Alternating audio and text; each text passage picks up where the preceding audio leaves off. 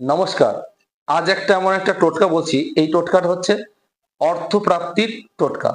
আকস্মিক। এটা যদি আপনি করেন আকস্মিক আপনার অর্থপ্রাপ্তি ঘটবে এবং অর্থের জোগাড় হয়ে যাবে এবং অর্থ জাতীয় সমস্যা আপনার মিটে যাবে। এটা করতে হলে কি করতে হবে? প্রথমত আপনাকে খোঁজ করতে হবে একটা বহেরা গাছ। খোঁজ করতে হবে বহেরা গাছ কোথায় আছে। যদি কোনো বহেরা গাছ না পান, বহেরা ফল পুজোতে লাগে দেখবেন। এই বহেরা গাছ যদি কোথাও না পান তাহলে নার্সারিতে অর্ডার দিয়ে নিয়ে এসে আপনি বাড়িতে লাগাতে পারেন।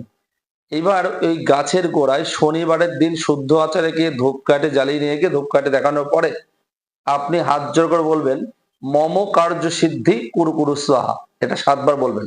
বলার পরে বলবেন, হাত জোড় করে বলবেন, হে বৃক্ষ দেবতা, হে বৃক্ষ দেবতা, আমি তোমার কাছে তোমার একটা গাছের অংশ নেওয়ার জন্য অনুমতি চাইছি, তাই তোমাকে আমন্ত্রণ করলাম। দিয়ে চলে আসবেন। দিয়ে পরের দিন রবিবারে সকালবেলায় শুদ্ধ আচারে গিয়ে প্রণাম করে বলবেন, মম কার্য সিদ্ধি কুরু কুরু স্বাহা।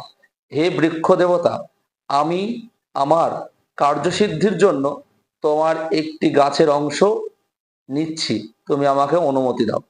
বলার পরে ওই গাছ থেকে একটা পাতা খসিয়ে নেবেন।